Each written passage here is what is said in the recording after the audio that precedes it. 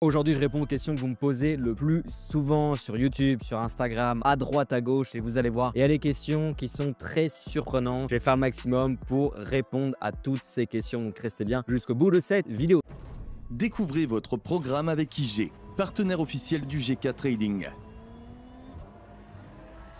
D'ailleurs, si vous aimez ce type de contenu un petit peu plus naturel, un peu moins travaillé, plus authentique, n'hésitez pas à me le dire, abonnez-vous à la chaîne YouTube et mettez-moi un beau petit commentaire pour l'algorithme. Alors, je vais commencer dans un premier temps par les questions classiques et ensuite, on va passer sur les questions parfois un petit peu plus personnelles, un petit peu plus délicates, on va dire. Et ensuite, je conclurai cette vidéo. Alors, la première question qu'on me pose en fait très régulièrement, que j'ai noté ici sur mon ordinateur, combien de temps faut-il pour devenir rentable en trading? Ça revient très régulièrement. Malheureusement, il n'y a pas de réponse précise. On peut avoir des personnes qui sont clairement des mutants. En 3, 4, 6 mois, ils sont déjà rentables et après, ils sont partis pour 10 ans de trading. Ça fonctionne bien parce que c'est des très bons gestionnaires de risques. Ils savent protéger leur capital. Ils sont hyper disciplinés et encore mieux, ils ont une autodiscipline. Donc, il y a des personnes, ça peut être hyper rapide. Maintenant, avec mon expérience, ça fait 12 ans que je fais du trading. J'ai travaillé pour Admiral Markets, pour d'autres partenaires également et via UGK Trading. J'ai vu passer pas mal de clients. Ce que je peux vous dire, c'est que généralement, en dessous d'un an, c'est quand même difficile d'être rentable, on va dire d'être stable. C'est-à-dire que vous allez pouvoir rapidement comprendre la méthode, ceux qui sont clients UGK Trading, mais avant d'être rentable dans la durée et dire on est rentable, il faut un historique. C'est-à-dire que c'est pas parce qu'on fait 1 ou 2 mois de performance qu'on va se dire rentable. Généralement, quand on fait du trading, les professionnels vous le diront, on va pas travailler au mois, on va surtout raisonner la performance au trimestre, mais surtout à l'année. Donc l'idée, c'est déjà de prendre un an pour se former, comprendre la méthode, la gestion du risque, et ensuite un an, clairement, où on a un historique au trading qui montre qu'on sait gérer les pertes, les gains et protéger son capital. Et là, on peut dire qu'on est rentable. Donc cette question est peut-être un petit peu vague. Si je peux la formuler différemment, en moins d'un an, on peut apprendre le trading si on est bien accompagné. Maintenant, être rentable en combien de temps? Il faut un historique qui tient la route et un an, je trouve que c'est déjà une bonne base. Question numéro 2. Alors, une question qui revient beaucoup, est-ce qu'on peut vivre du trading avec 1000 euros? Alors, évidemment que non. Voilà, fin de la réponse. En revanche, est-ce que si on n'a pas de capital, on peut vivre du trading? Oui, grâce aux propres firmes. C'est-à-dire que si vous n'avez pas de capital, mais que vous avez 1000, allez, 2000, 3000, même 5000 euros de côté, vous allez avoir les moyens de payer des challenges, attirer du capital, faire des performances assez faibles, du 2,5-3% par mois, qui est faible par rapport à ce qu'on peut voir sur Internet, mais c'est des très bonnes performances. Et à partir de là, faire des gros compléments de revenus si vous avez 1, 2, 3 comptes à 200 000, alors que pour autant, vous n'avez pas cet argent réellement. Maintenant, il y a aussi beaucoup de désavantages avec les propres firmes, donc il faut peser le pour et le contre. Mais évidemment que non, on ne peut pas vivre du trading avec 1000 euros. Il y a toujours des exceptions. Il y a des personnes qui ont fait des gros coups en bourse, sur des stocks qui ont explosé, ils avaient tout investi dessus,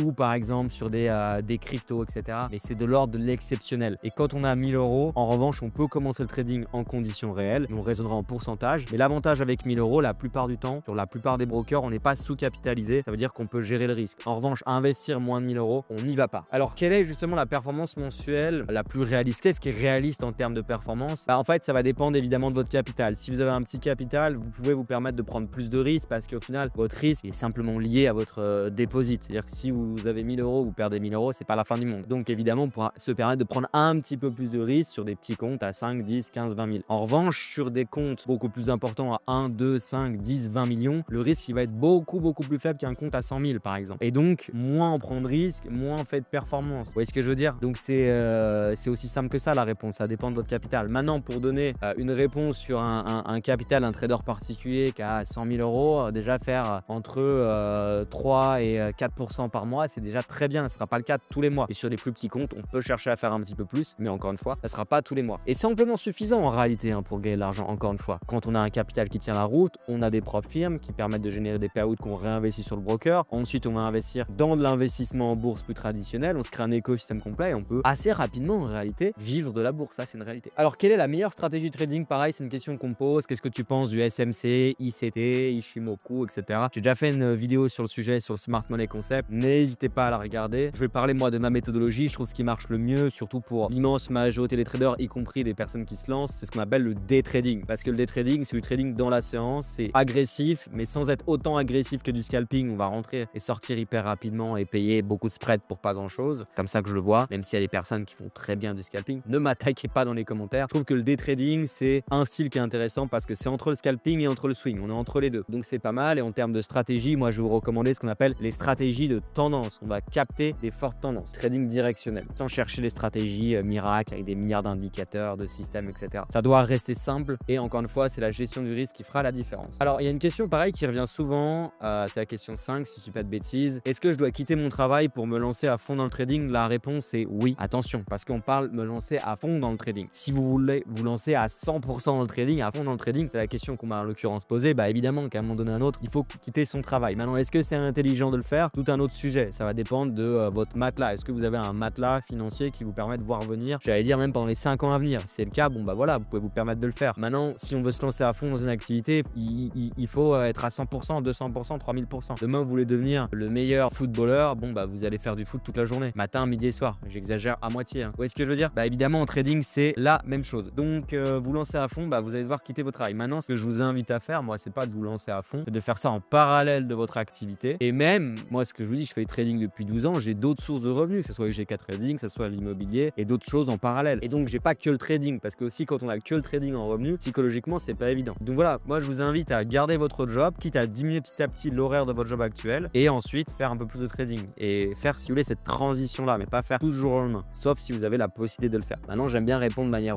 honnête aussi. Est-ce que c'est trop tard pour se lancer en trading en 2025? Alors non, ça, c'est des questions qui reviennent assez souvent, notamment pareil pour ceux qui font du e-commerce, qui ont je ne sais quel business, qui vont suivre un peu les effets de mode. Moi, ça fait 12 ans que je fais trading, ça n'a pas changé ma méthode, j'ai plus ou moins la même méthode, je fais évoluer quelques petites choses, mais c'est jamais trop tard parce que le trading, c'est un des plus vieux métiers du monde, donc il n'y a pas de raison que ça s'arrête. Maintenant, il faut se former, il faut faire les choses intelligemment et il ne faut pas faire du trading sur des mauvaises plateformes, faut pas faire le copy trading, les signaux, les télégrammes, etc. Et ça, c'est les effets de mode.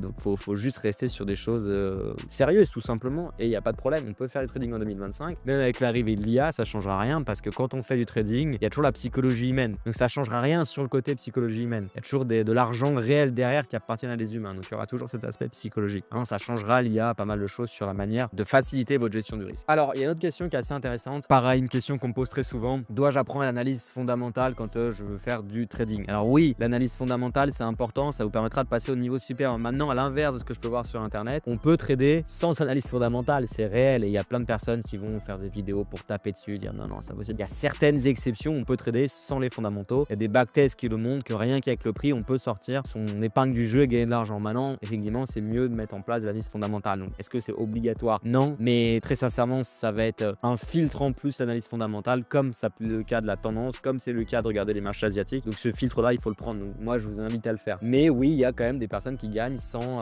analyse fondamentale. C'est une réalité. Combien de temps faut-il pour que ça devienne intéressant? Alors, j'ai déjà répondu à cette question. Donc, globalement, ça devient intéressant au bout d'un an. Au bout d'un an et 2 ans, là, tu pourras vraiment justifier une rentabilité. C'est quoi le plus gros piège pour un trader? Bah, c'est Internet, c'est YouTube. Je vais pas forcément m'inclure dedans, vous vous en doutez, mais le problème qu'on a sur YouTube, c'est qu'on a du contenu à droite, à gauche, on a à boire, à manger, on a du bon contenu, on a du contenu qui est moins intéressant. Et le problème, c'est qu'on va s'y perdre, changer de méthode toutes les 2 secondes, changer de formateur, changer de site. Et ça, c'est un gros piège. Donc, l'idée, encore une fois, c'est de chercher des stratégies simples, duplicables, durables et pas des méthodes miracles et des approches où on va vous apprendre à travailler la gestion du risque. Ok, donc, les pièges, c'est vraiment tout le contenu. Donc, il faut avoir un peu de bon sens. D'ailleurs, je vous ai fait une vidéo récemment qui est pas sortie au moment où je tourne cette vidéo, mais qui doit déjà être sortie là au moment où vous regardez, où je vous explique justement les qualités pour devenir trader. Et notamment, c'est hyper important d'avoir un peu de bon sens, notamment au début, et d'esprit critique pour éviter de vous faire piéger. Question numéro 12, si je dis pas de bêtises. Est-ce que le copy trading est une bonne idée? La réponse est non, c'est une idée catastrophique pour tout un tas de raisons. Je vous ai fait des vidéos sur le sujet. La problématique du copy trading, c'est simple, c'est que vous avez un train de retard quand vous copiez des comptes sur Telegram, des alertes sur Telegram. Au moment où vous allez rentrer, il y a un train de retard, il y a des problèmes avec les risk-reward, il y a des problèmes avec le broker sur lequel on va vous diriger. Dans l'immense majorité des cas, c'est pas intéressant. Il y a quelques exceptions où le copy trading peut être intéressant, ce qu'on appelle des signaux de trading sur Telegram, ça peut être intéressant. Voilà, s'il y a un côté pédagogique avec, ou si c'est des signaux sous forme d'ordre limite, d'ordre conditionnel, ce qui fait que vous avez forcément le même prix que la personne qui vous envoie le signal et pas de retard. Mais globalement, sinon, c'est pas la meilleure solution. Combien de trades faut-il faire par semaine ou par mois? Alors là, moi, je vous invite à faire 3 trades par semaine, ça suffit. Et moi, je vois à Genève les personnes qui font du trading sur des petites boîtes, hein. C'est pas des boîtes qui gèrent non plus des milliards, des boîtes qui gèrent 150, 200 millions. Donc, c'est des petites sociétés de gestion d'actifs qui font du trading et du portfolio manager également. Et ça va tourner à 10 trades par mois, quoi. C'est rarement beaucoup plus. Le problème, c'est qu'avec les réseaux sociaux, c'est encore une fois le scalping qui est mis en avant. Les brokers aussi surfent là-dessus parce que ça génère des commissions, etc. Mais en réalité, si on est honnête 2 secondes, voilà, 3-4 trades par semaine, c'est amplement suffisant pour faire de la perf en day trading, évidemment. Maintenant, je vais passer sur des questions un petit peu plus personnelles. Combien tu gagnes avec UGK UGK Trading. Donc là, on parle pas vraiment de trading, mais de mon business UGK Trading. Alors, moi, ce que je peux vous dire aujourd'hui, c'est qu'on a plus de 1000 clients sur UGK Trading. Je vous laisserai faire le calcul pour ceux qui souhaitent regarder ça. Alors, c'est pas de 1000 clients actifs, hein. Des anciens clients qui en font leur propre trading, leurs propres activités. Ils ont continué le process. Donc, on a évidemment pas 1000 clients actifs, mais depuis que j'ai lancé UGK Trading, on est à peu près à plus de 1000 clients, que ce soit sur le côté investissement ETF et sur le côté aussi trading. Donc ça, c'est plutôt intéressant.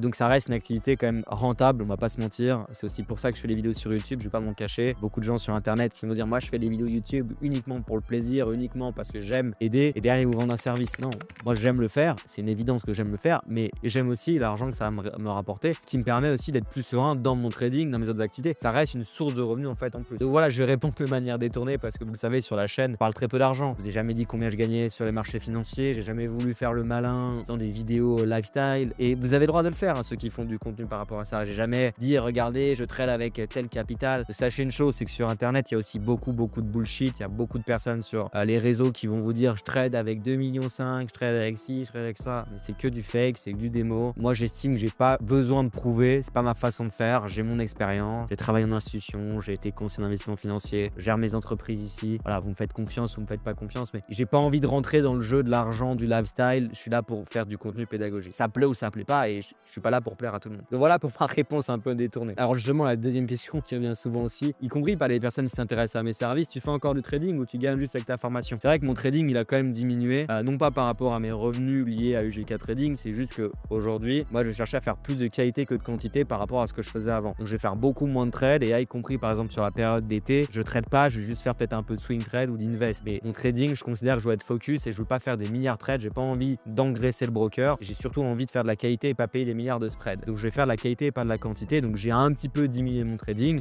et aussi je peux me le permettre parce que voilà, maintenant j'ai aussi d'autres sources de revenus et j'ai un capital qui est correct, qui me permet de faire des choses assez intéressantes. Est-ce que j'ai déjà cramé un compte? La réponse est non, jamais cramé de compte. Évidemment, je rigole, j'ai déjà cramé un compte, c'est logique, surtout quand on débute, quand j'ai commencé le trading, quand même pas mal d'années maintenant, ça me donne un petit coup de vieux, j'ai cramé des comptes, des petits comptes à 1000 euros, quelque chose comme ça, voire moins que ça. Ça fait partie du jeu, et au départ, vous avez de fortes chances, si vous investissez des petites sommes, encore une fois, j'en ai parlé un petit peu brièvement dessus, vous êtes sous-capitalisé, vous investissez moins de 1000 euros, votre chance de cramer le capital, c'est quand même assez élevé. Si vous investissez peu de 1000 euros, là, vous allez pouvoir gérer vos risques. Et aussi, ouais, si on commence le trading, on n'est pas formé, on rêve, on est un peu dans tout ça, ça va pas dans le bon sens. Donc ça m'est déjà arrivé. Le truc, c'est qu'il faut persévérer. C'est pas parce que vous cramez un petit compte à 500 ou 1000 euros que vous devez arrêter. Sauf si vous faisiez ça uniquement pour le côté financier. Alors oui, on fait du trading pour le côté argent, on va pas se mentir. Il faut aussi que ce soit un minimum passionnant, une activité qui vous intéresse. Et oui, évidemment, ça m'est déjà arrivé comme à beaucoup, et c'est pas dérangeant tant que vous cramez pas un gros compte. D'ailleurs, au départ, c'est pour ça que je le dis, vous vous lancez en trading, n'investissez pas 50 000 tout de suite. Commencez avec 1000 ou 2000 euros, c'est très bien. Et ensuite, step by step, quand vous arrivez à protéger votre capital, vous investissez plus. C'est quoi ma plus grosse erreur en trading? Je crois que c'est la question 18. Alors ma plus grosse erreur, c'est peut-être le fait d'avoir cramé mon compte avec aucune gestion de risque. Ça peut être aussi de prendre des tailles de position beaucoup trop importantes. Donc ouais, c'est toujours lié à la gestion du risque. Maintenant, récemment, ça m'est déjà arrivé de faire des erreurs bêtes, de me tromper de sens, mais des vraiment bêtes quand je suis fatigué, ce qu'on appelle des erreurs de clic. Ça arrive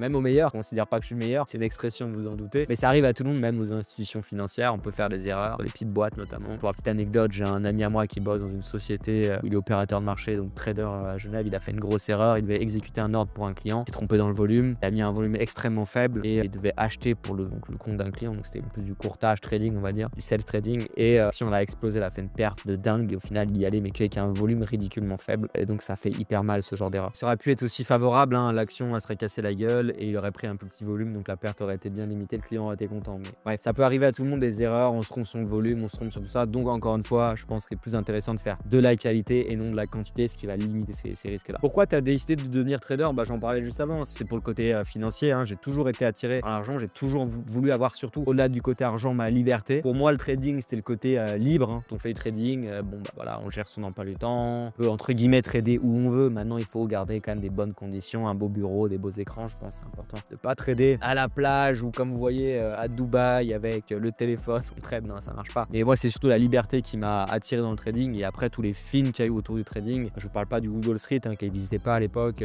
sauf erreur, ouais, le Wall Street ça reste quand même assez récent. Donc il y avait effectivement d'autres films autour du trading, on voyait les écrans, etc. Et toujours eu en tête que lorsqu'on fait du trading, c'était un des piliers d'enrichissement. Et ce qui est vrai, maintenant c'est aussi un pilier d'appauvrissement, le trading. Pour beaucoup, on va pas se mentir, qui ne font pas les choses correctement, ou qui n'ont pas la psychologie pour, ou qui n'ont pas les bonnes méthodes, ou sont pas faits pour ça. Voilà. Et dans ce cas-là, ils feront plus de l'investissement ou plus du business. Vous voyez ce que je veux dire? Mais ça peut être un pilier d'enrichissement et c'est un des plus grands piliers d'enrichissement. Mais ça peut aussi vous appauvrir si malheureusement vous ne faites pas les choses correctement. Et ça, on le voit avec les chiffres des brokers. Pour moi, le trading, c'est incroyable. Hein. Ça, clairement, ça a changé ma vie. Hein. Tout le trading, tout ce qu'il y a autour du trading. Enfin, je veux dire, sans ça, je sais pas vraiment ce que je ferais, sincèrement. Est-ce que je pourrais arrêter de travailler aujourd'hui? Alors oui, je pourrais arrêter de travailler, mais ça dépend où. Si je reste en Suisse, probablement non. Hein, si je pars ailleurs, oui, je pourrais arrêter de travailler pendant quelques années. Est-ce que c'est le but d'aller vivre aux Philippines ou en Thaïlande, rien faire de ces journées? Non. Donc moi, je pense que je m'arrêterai jamais de travailler. En revanche, je vais essayer d'avoir un job, et c'est ce que je fais avec UGK Trading, où j'essaye d'avoir une certaine liberté, encore une fois, pouvoir me poser pendant l'été et moins travailler, etc. Alors, si je veux arrêter de bosser, probablement je pourrais le faire pendant quelques années, sans dire que j'ai des milliards sur mes comptes, c'est pas du tout ce que je vous dis, et c'est pas le cas. Pas milliardaire, loin de là. Maintenant, voilà, je m'en sors relativement bien, donc je pourrais faire un break. En tout cas, je pourrais faire un break quelques années, partir à l'étranger, etc. Mais c'est pas le but. Pourquoi tu as choisi la Suisse? Pour une question de fiscalité, hein, pas se mentir, fiscalité sur les entreprises, facilité administrative, sécurité. La Suisse est quand même hyper safe, donc ça c'est intéressant. Tous ces avantages-là, puis la Suisse c'est quand même hyper beau. Moi je suis originaire à la base d'Annecy, donc non loin évidemment de Genève. Moi je suis tombé amoureux de la Suisse, même sur les bords du lac Léman, j'aime beaucoup. Ça m'arrive très régulièrement maintenant d'aller du côté de Morges, évidemment du côté de Lausanne, que j'aime un peu moins, Lausanne pour être honnête, pour d'autres raisons que j'en ai déjà parlé sur la chaîne. J'aime bien aussi les montagnes, le ski, Verbier, etc. Donc je trouve que la Suisse est intéressant. Maintenant pour le côté trading, alors moi je le fais avec une entreprise, mais pour le côté trading, on va dire hors dividende, vous avez 0% d'impôt si ce n'est pas des revenus professionnels. Hors dividende, je le précise, donc ça c'est intéressant. Maintenant, voilà, moi c'était plus pour le côté business, parce que comme beaucoup de Français, parce que moi-même je suis Français qui regarde cette chaîne, si vous êtes entrepreneur trader, il y en a beaucoup qui en ont marre, et je comprends, de ces taxes qui sont hyper élevées, toutes ces démarches, ces contrôles fiscaux, tout est compliqué quand on entreprend, quand on essaye un peu de sortir du lot. Donc évidemment, quand on est trader, on a aussi cette liberté géographique qui fait qu'on peut adapter sa résidence fiscale grâce à ça. Maintenant, il faut aussi aimer là où on est. Et en tant qu'entreprise, la Suisse, c'est bien quand on a des entreprises. En tant que particulier, par exemple sur le canton de Genève ou même le canton de Vaud, c'est pas forcément toujours ce qu'il y a de mieux. Ça reste quand même assez taxé. Mais sur le côté business, ça peut être intéressant. Donc clairement, c'est ça les raisons. Maintenant, est-ce que je resterai sur le long terme en Suisse? J'aimerais bien. Maintenant, ça dépendra de comment évolue la Suisse, tout simplement. Parce qu'encore une fois, tout pays est en compétition avec d'autres États. Je souhaite vraiment que la Suisse s'en sorte. Mais voilà, si la Suisse glisse, ce que je ne souhaite pas, il y aura d'autres juridictions, d'autres endroits qui seront intéressants. On aura la sécurité, bonne fiscalité, des pays qui tournent bien. Vous savez, je suis assez libéral et je m'en cache pas. Vous vous doutez bien que je suis pas LFI. Voilà pour la petite parenthèse. Je crois que j'ai fait le tour au niveau des questions. Donc c'était vraiment un plaisir de répondre à ces questions. Je pense que ça va vous aider à mieux comprendre l'environnement trading que je pratique. N'hésitez pas, pour tous ceux qui souhaitent apprendre le trading à mes côtés, vous avez des liens dans la description, notamment une initiation 100% gratuite, pas de carte bancaire, pas d'affiliation, vous pouvez vous inscrire dès maintenant. Et je vous invite, comme d'habitude, à rester très prudent sur les marchés financiers. Allez, ciao, à plus tard. C'était votre programme avec IG, partenaire officiel du GK Trading.